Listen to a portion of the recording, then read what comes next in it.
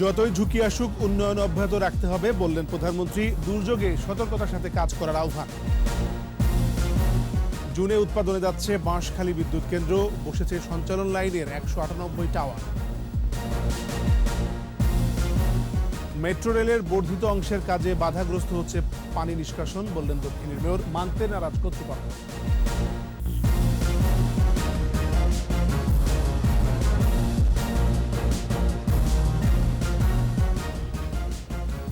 শুনছিলেন first security ইসলামী bank limited সংবাদ শিরোনাম। আমন্ত্রণ রাতের 21 সংবাদে, সাথে আছে আমি এমএজি ওসমানী।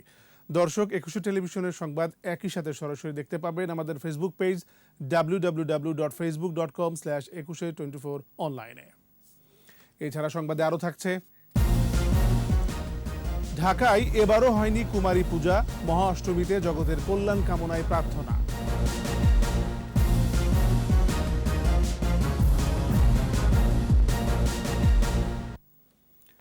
দুর্যোগে সবাইকে সতর্কতার সাথে কাজ করার আহ্বান জানিয়ে প্রধানমন্ত্রী শেখ হাসিনা বলেছেন, যতই ঝুঁকি আসুক দেশের উন্নয়ন অব্যাহত রাখতে হবে। আন্তর্জাতিক দুর্যোগ প্রশমন দিবসের অনুষ্ঠানে একথা বলেন তিনি। প্রধানমন্ত্রী দৃঢ়তার সাথে বলেন, ঝুঁকি মোকাবেলায় বিশ্বের আদর্শ বাংলাদেশ। রিপোর্টে আরো জানাচ্ছেন আকবর হোসেন সুমন। শান্তি ও অগ্রগতির প্রতি ঘূর্ণিঝড় প্রস্তুতি কর্মসূচি সিপিপি 50 বছরে পদার্পণ করেছে। ভৌগোলিক অবস্থান অনুযায়ী প্রাকৃতিক দুর্যোগের মুখোমুখি বাংলাদেশের বাস্তবতায় সিপিপি গঠন করেছিলেন জাতির পিতা বঙ্গবন্ধু শেখ মুজিবুর রহমান।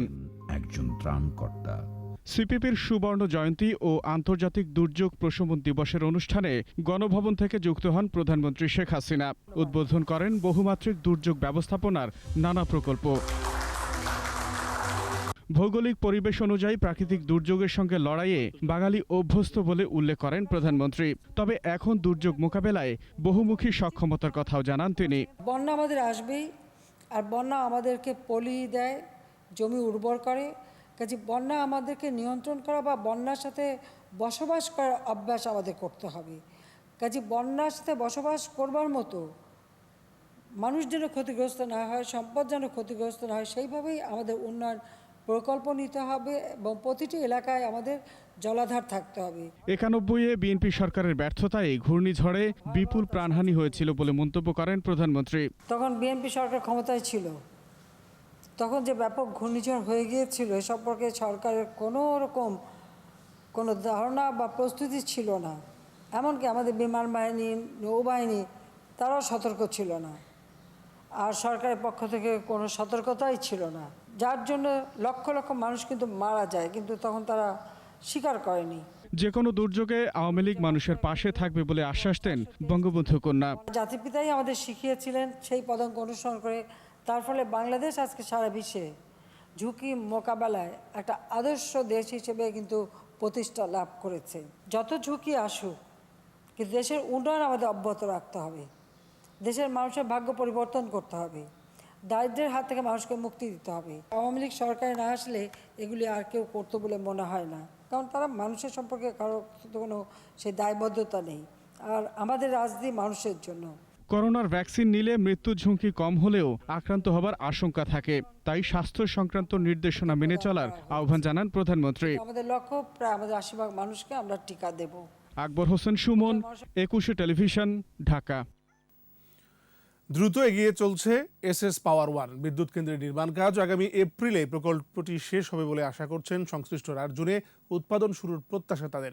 চট্টগ্রামের বাঁশখালীতে কয়লাভিত্তিক বিদ্যুৎ কেন্দ্রটি নির্মাণ করছে দেশের শীর্ষস্থানীয় শিল্পগোষ্ঠী এস আলম গ্রুপ। চট্টগ্রাম থেকে বিপ্লব মজুমদারের ক্যামেরায় একরামুল হকের রিপোর্ট, জানাচ্ছেন সমর ইসলাম।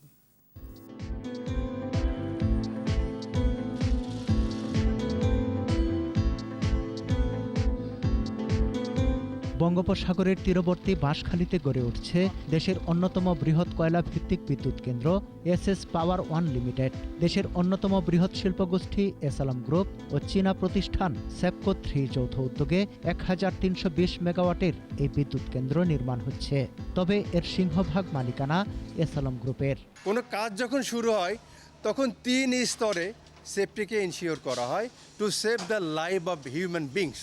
এরই মধ্যে ৮০% যন্ত্রপাতি চলে এসেছে প্রকল্প এলাকায়। চীন ছাড়াও ইউরোপের বিভিন্ন দেশ ও যুক্তরাষ্ট্র থেকে আনা হচ্ছে যন্ত্রপাতি।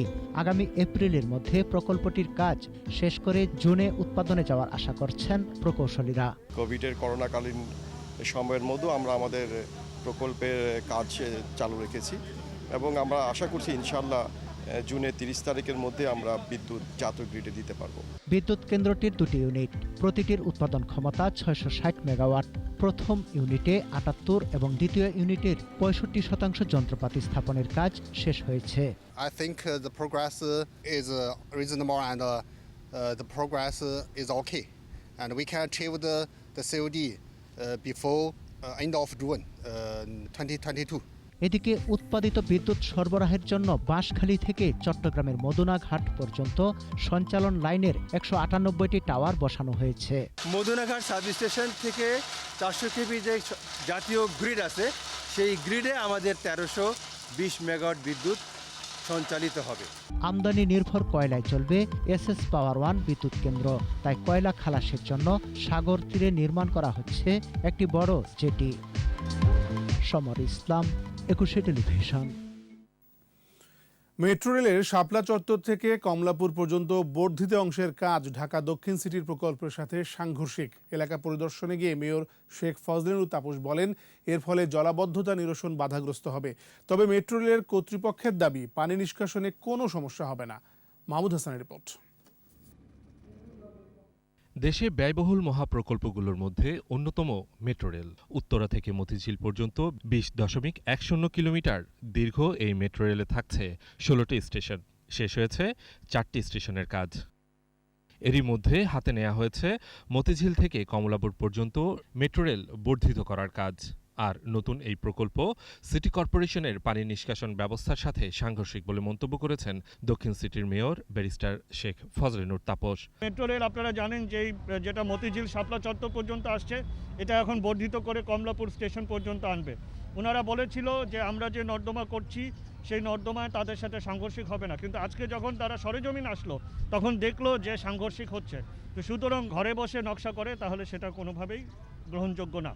সকালে কমলাপুরে জলাবদ্ধতা নিরসনে সিটি কর্পোরেশনের প্রকল্পের কাজ পরিদর্শনে এসে দক্ষিণ সিটির মেয়র বলেন, যে কোনো পরিকল্পনা সিটি কর্পোরেশনের সাথে সমন্বয় করে করতে হবে। ঢাকাবাসীকে জলাবদ্ধতায় রেখে আমরা উপর দিয়ে শুধু কাজ করলে তো আর হবে না, এটাকে একটি সামগ্রিক, যেটাকে বলে হোলিস্টিক অ্যাপ্রোচে যেতে হবে, সকলের সাথে সমন্বয় করে। তবে মেট্রো রেল কর্তৃপক্ষ বলছে ভিন্ন কথা। তারা জানান, সিটি কর্পোরেশনের রাস্তা বুঝে পেলে লেআউট তৈরি করা হবে, লেআউটে সমন্বয় করা হবে সকল কিছুর। রাস্তা কিন্তু এখন আমরা পাই নাই। রাস্তা হ্যান্ডওভার করে নাই, সিটি কর্পোরেশন করবে, প্রসেস হচ্ছে। হওয়ার পর আমরা এটা লেআউটে দিতাম। যেহেতু আগেই কাজ শুরু হয়ে গেছে, আমরা এখন এর সাথে আলাপ করে আমরা লেআউটটা দেবো। কোথাও কোনো সমস্যা হচ্ছে কিন্তু দেখবো, মনে হয় সমস্যা নেই। কমলাপুরের জলাবদ্ধতা নিরসনে সিটি কর্পোরেশনের প্রকল্পের অগ্রগতিতে সন্তোষ প্রকাশ করেন মেয়র। মাহমুদ হাসান, ২১ টেলিভিশন, ঢাকা। কুমিল্লায় ধর্মীয় সম্প্রীতি বিনষ্ট করার চেষ্টার সাথে জড়িতদের আইনের আওতায় আনা হবে বলে জানিয়েছেন ধর্ম প্রতিমন্ত্রী মোহাম্মদ ফরিদুল হক খান। এই ঘটনাকে কেন্দ্র করে কেউ যেন আইন হাতে তুলে না নেয়, সেই আহ্বানও জানান তিনি। সর্বসাধারণের অবগতির জন্য জানানো যাচ্ছে যে কুমিল্লায় পবিত্র কোরআন অবমাননা সংক্রান্ত খবর আমাদের দৃষ্টিগোচর হয়েছে। খবরটি খতিয়ে দেখার জন্য ইতিমধ্যে আমরা স্থানীয় প্রশাসনকে নির্দেশ প্রদান করেছি। ধর্মীয় সম্প্রীতি বিনষ্ট করার উদ্দেশ্যে যে কেউ এই ঘটনার সাথে জড়িত থাকুক, তাদেরকে অবশ্যই আইনের আওতায় এনে উপযুক্ত শাস্তির ব্যবস্থা করা হবে। এবারও ঢাকায় হয়নি কুমারী পূজা। মহা অষ্টমীর পূজা শেষে হয় সন্ধি পূজা। ভক্তি আর ভালোবাসায় দেবী দুর্গার আরাধনা করেন সনাতন ধর্মাবলম্বীরা। অশুভ শক্তির বিনাশে জগতের কল্যাণ কামনায় দেবীর চরণে নিবেদন করেন পুষ্পাঞ্জলি। মোহাম্মদ হানিফের ক্যামেরায় স্মৃতিমণ্ডলের রিপোর্ট। মহাষ্টমীর পুণ্যলগ্নে মন্দির মণ্ডপে বাজছে ঢাকের বাদ্য, কাঁসার ঘণ্টা আর শঙ্খের মঙ্গলধ্বনি। সকালে ধর্মীয় আচার ও বিধি অনুযায়ী হয় দুর্গতি নাশিনীর অষ্টমাদি কল্পারম্ভ ও অষ্টমী বিহিত পূজা। ফুল, জল, বিল্লপত্র সহ নানা উপচারে মায়ের কাছে ভক্তি নিবেদন করেন ভক্তরা। দেশের মঙ্গল, আমাদের ফ্যামিলির মঙ্গল, সবার মঙ্গলের জন্যই আজকের এই পূজায় আমরা প্রার্থনা করি। এই করোনা যাতে সারা পৃথিবীর থেকে দূর হয় এটাই চাইবো। দুর্গা মা আমাদেরকে অসুরের থেকে করেছিল, বাঁচিয়েছিল, তাই আমরা এই উৎসবটাকে অনেক মজা করে পালন করি। এই অষ্টমী তিথিতে কুমারী বা নারীতে দেবী ভাব আরোপ করে তার পূজা করা হয়। কুমারী পূজা মাতৃরূপে ঈশ্বরেরই আরাধনা। সমস্ত নারীর মধ্যেই মা জাগ্রত, তো এখানে মায়ের যে শক্তিটা, আমরা মায়ের আদ্যা শক্তির প্রার্থনাটা করি। মায়ের কাছে আমাদের এবার আকুতি ছিল পৃথিবী যেন শান্ত হয়, করোনা মুক্ত হয়। করোনা সংক্রমণ নিয়ন্ত্রণে থাকলেও গতবারের ধারাবাহিকতায় রাজধানীর রামকৃষ্ণ মঠে কুমারী পূজা হয়নি। গত বছর আমরা দুর্গাপূজা থেকে বাসা থেকে বের হতে পারিনি, মানে সেভাবে প্রার্থনা করতে পারি না, তো ঘরে বসে আমাদের প্রার্থনা করতে হয়েছে ঠাকুরের কাছে। প্রতিদিনই একই প্রার্থনা চাই মায়ের কাছে যে এই মহামারী, এই পৃথিবী যেন আগের মতো সুন্দর হয়ে যাক, আমরা যেন আগের স্বাভাবিক সুন্দর জীবনযাপন করতে পারি, সবাই রোগটা যেন ভালো হয়ে যায়, দেশ যেন শান্তিতে থাকে। এই সবাই মিলে প্রার্থনা করছি, সবাই যেন সুস্থ সুন্দর মঙ্গলভাবে সব সম্পন্ন করতে পারে। মহাষ্টমীর পূজা শেষে হয় সন্ধি পূজা। অষ্টমী তিথির শেষ 24 মিনিট থেকে নবমী তিথির প্রথম 24 মিনিট পর্যন্ত সময়ের সংযোগস্থলে হয় সন্ধি পূজা। দেবী দুর্গাকে চামুণ্ডা রূপে পূজা করা হয়। সন্ধি পূজার সন্ধিক্ষণেই দেবী দুর্গা বধ করেছিলেন মহিষাসুরকে। দেবী দুর্গা এবার মর্তে এসেছেন ঘোড়ায় চড়ে, যার অর্থ ছত্রভঙ্গ, আর যাবেন দোলায়, এর অর্থ মহামারী। দুটোরই অর্থ খুবই অশুভ। তবে দুর্গতিনাশিনী দেবী দুর্গার আশীর্বাদে পৃথিবী থেকে অশুভ শক্তির বিনাশ আর মঙ্গলের আবির্ভাব হবে, এমন প্রত্যাশা সবার।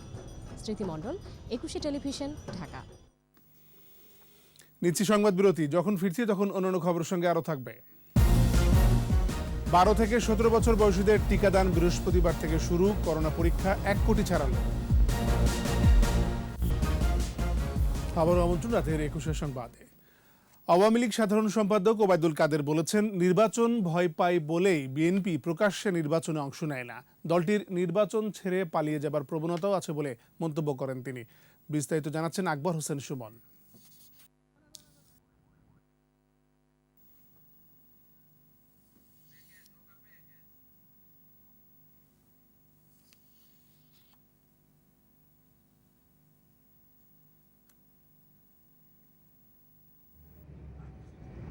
যাত্রাবাড়ি ডেমরা মহাসড়ক 4 লেনে উন্নীত হচ্ছে। প্রকল্প এলাকা পরিদর্শন করেন সড়ক পরিবহন ও সেতুমন্ত্রী ওবায়দুল কাদের। সেখানে সাংবাদিকদের প্রশ্নের প্রেক্ষিতে উঠে আসে নির্বাচন প্রসঙ্গ। বিএনপির নির্বাচনী নীতি নিয়ে সমালোচনা করেন আওয়ামী লীগ সাধারণ সম্পাদক। নির্বাচন নিয়ে বিএনপির নীতি একটা আত্মঘাতী নীতি, যা কর্মী সমর্থক ও ভোটারদের সাথে প্রবঞ্চনা ছাড়া আর কিছু নয়। এ পলায়ন প্রবণতার রাজনীতি যারা করেন মুখোশের আড়ালে, তারাই গণতন্ত্রের শত্রু, তারাই ভোটাধিকারের শত্রু, উন্নয়নের শত্রু। ব্যালটের মাধ্যমেই আওয়ামী লীগ জনগণের নেতৃত্ব দেবে বলেও জানান তিনি। এখনো বলছে আওয়ামী লীগ কিনা 30টি আসনও পাবে না। আগেভাগে তাদের এর সংখ্যাতত্ত্বের হিসাব হাস্যকর। আমরা সংখ্যাতত্ত্বের রাজনীতিতে বিশ্বাসী নই। ব্যালটের মাধ্যমে জনগণ নেতৃত্ব নির্বাচন করবে। স্থানীয় সরকার নির্বাচনে মনোনয়ন নিয়ে অভিযোগের সত্যতা মিললে সাংগঠনিক ব্যবস্থা নেওয়ার হুঁশিয়ারি দেন ওবায়দুল কাদের। সুস্পষ্ট অভিযোগ পাওয়া মাত্রই আমরা খতিয়ে দেখছি। Akbar Hossain Sumon, 21 television, Dhaka. BNP chairperson Begum Khaleda জিয়ার কয়েকদিন ধরে জ্বর থাকায় হাসপাতালে ভর্তি করা হয়েছে বলে জানালেন দলের মহাসচিব মির্জা ফখরুল ইসলাম আলমগীর।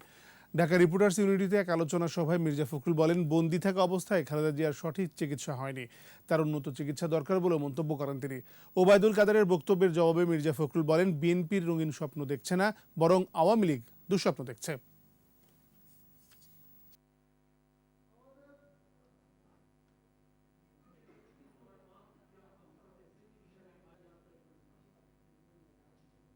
তাকে হাসপাতালে নিতে হয়েছে।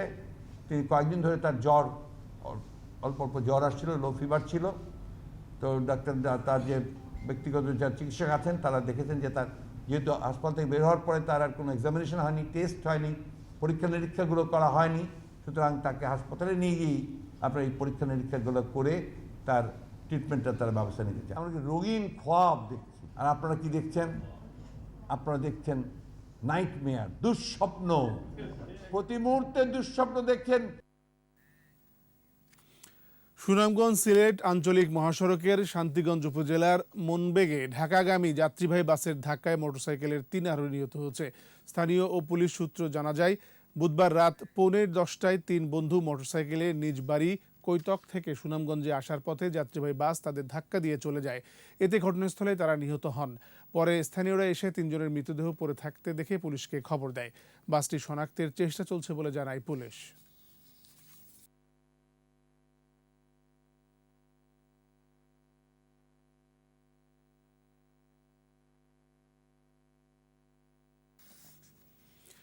এবার 12 থেকে 17 বছর বয়সী শিক্ষার্থীদের করোনা টিকা দেয়া শুরু হতে যাচ্ছে। বৃহস্পতিবার মানিকগঞ্জের কর্নেল মালিক মেডিকেল কলেজে 50 থেকে 100 শিক্ষার্থীকে টিকাদানের মধ্য দিয়ে এই কর্মসূচির যাত্রা শুরু হবে। প্রাথমিকভাবে টিকা দেয়া শিক্ষার্থীদের 10 থেকে 14 দিন পর্যন্ত পর্যবেক্ষণে রাখা হবে। এরপর বড় পরিসরে শুরু হবে এই কার্যক্রম। প্রথম ধাপে 30 লাখ শিক্ষার্থীকে টিকা দেওয়া হবে। অগ্রাধিকার পাবে এসএসসি ও এইচএসসি পরীক্ষার্থীরা। পরে ধাপে ধাপে বাকি শিক্ষার্থীদের টিকার আওতায় আনা হবে। স্কুল কলেজের পাশাপাশি বিশ্ববিদ্যালয়ের শিক্ষার্থীদেরও দ্রুত এই কর্মসূচির আওতায় আনা হচ্ছে বলে জানিয়েছে স্বাস্থ্য অধিদপ্তর।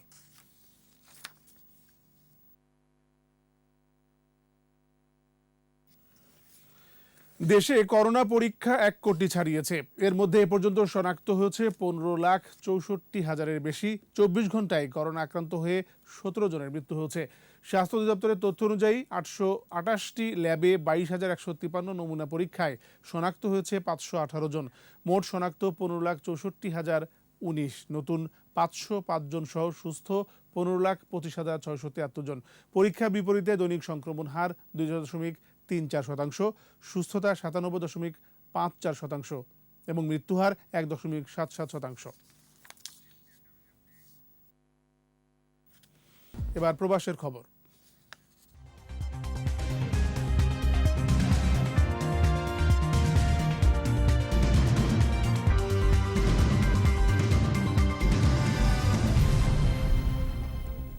উৎসবমুখর পরিবেশে যুক্তরাষ্ট্রের নিউ ইয়র্কে সনাতন ধর্মাবলম্বীদের বড় উৎসব দুর্গাপূজা উদযাপন করেছে প্রবাসীরা। নিউ ইয়র্কে এবার 17টি মণ্ডপে পূজা হচ্ছে।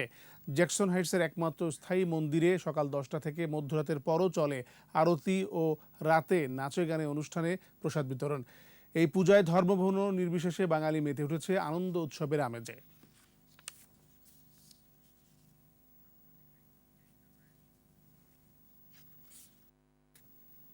এবার আন্তর্জাতিক খবর।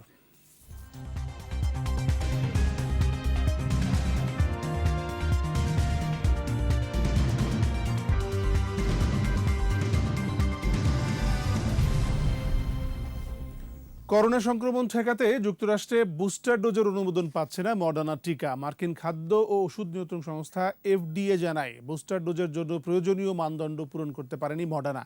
বুস্টার ডোজ প্রয়োগের পর অ্যান্টিবডির পরিমাণ বাড়লেও 2 ডোজ ভ্যাকসিন প্রয়োগে তৈরি অ্যান্টিবডির সাথে তার পার্থক্য বেশি নয়। আগামী সপ্তাহে বুস্টার ডোজের অনুমোদন নিয়ে বৈঠকে বসবে FDA ও রোগ নিয়ন্ত্রণ ও প্রতিরোধ সংস্থার বিশেষজ্ঞরা।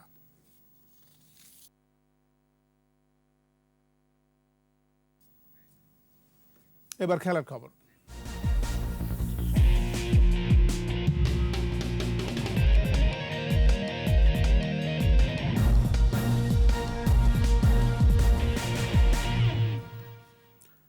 সেই নেপালের কাছেই স্বপ্নভঙ্গ। 87 মিনিট পর্যন্ত এগিয়েছিল জামাল তোপুরা। ম্যাচের শেষ মুহূর্তে রেফারির প্রশ্নবিদ্ধ সিদ্ধান্তে পেনাল্টি পেয়ে ম্যাচে ফিরে গেছে নেপাল। এতে 1-1 গোলের ড্রয়ে আবারও সাফ চ্যাম্পিয়নশিপে আরেকটি ব্যর্থতার গল্প লিখল লাল সবুজের প্রতিনিধিরা। আর প্রথমবারের মতো দক্ষিণ এশিয়ার সেরা হওয়ার প্রতিযোগিতায় ফাইনালে উঠল নেপাল। বিস্তারিত আবু হুরায়রা তাইমের রিপোর্টে। রিপ্লেস করা হচ্ছে বিশাল রায়, তিনি সেই জায়গাটা নিয়েছেন। নাম্বার 8 খেলা কিন্তু শুরু হয়ে গেছে। মালদ্বীপের রাজধানী মালের রাসিম ধান্দু স্টেডিয়ামে স্বপ্ন ছিল 16 বছরের ব্যর্থতার বৃত্ত ভাঙার। শুরুটাও করেছিল সেভাবেই। প্রথম সুযোগটি কাজে লাগায় বাংলাদেশ। ম্যাচের 9 মিনিটে অধিনায়ক জামাল বুয়ার ফ্রি কিকে হেডে জাল খুঁজে নেন সুমন রেজা। প্রিমিয়ার লিগের সর্বোচ্চ স্কোরার বাংলাদেশের স্ট্রাইকার সুমন রেজা। এরপর উভয় দল একাধিক আক্রমণ করলেও গোলের দেখা পায়নি তারা। বিরতির পর ম্যাচের শেষ দিকে গোলরক্ষক জিকোর লাল কার্ডে মুহূর্তেই বদলে যায় সবকিছু। ইচ্ছাকৃতভাবে সেটা করেননি, তবে ম্যাচ শেষ হওয়ার 3 মিনিট আগে রেফারির বিতর্কিত পেনাল্টি থেকে 1-1 সমতা আনে নেপাল। জাজমেন্টটা প্রপার ছিল। বাকি কয়েক মিনিটে প্রাণপণ চেষ্টা করেও আর লিড নিতে পারেনি বাংলাদেশ। ফলে আরও একবার স্বপ্নভঙ্গের যন্ত্রণা নিয়ে ফিরল বাংলাদেশ। আনজান বিস্তা এবং রেফরিকে বাংলাদেশি ফুটবলাররা কিন্তু তোপের মুখে ফেলে দিয়েছে এই মুহূর্তে। আবু হুরায়রা তামিম, 21 টেলিভিশন। আর এর সাথে শেষ করছি রাতের 21 সংবাদ। যাবার আগে ফার্স্ট সিকিউরিটি ইসলামী ব্যাংক লিমিটেড সংবাদ শিরোনামগুলো আরও একবার। যতই ঝুঁকি আসুক উন্নয়ন অব্যাহত রাখতে হবে বললেন প্রধানমন্ত্রী। দুর্যোগে সতর্কতার সাথে কাজ করার আহ্বান। জুনে উৎপাদনে যাচ্ছে বাঁশখালী বিদ্যুৎ কেন্দ্র, বসেছে সঞ্চালন লাইনের 198 টাওয়ার। মেট্রো রেলের বর্ধিত অংশের কাজে বাধাগ্রস্ত হচ্ছে পানি নিষ্কাশন, বললেন দক্ষিণের মেয়র। মানতে নারাজ কর্তৃপক্ষ।